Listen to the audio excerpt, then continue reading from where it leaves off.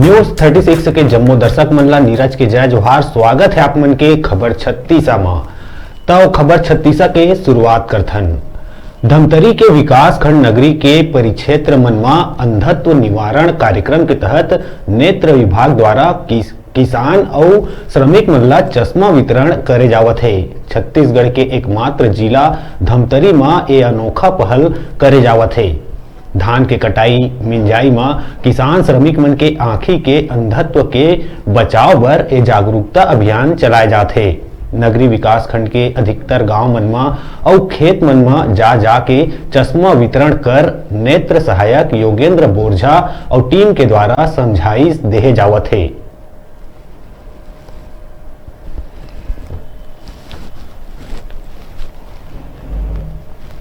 तो निवारण कार्यक्रम के अंतर्गत हम लोग चश्मा वितरण कर रहे हैं।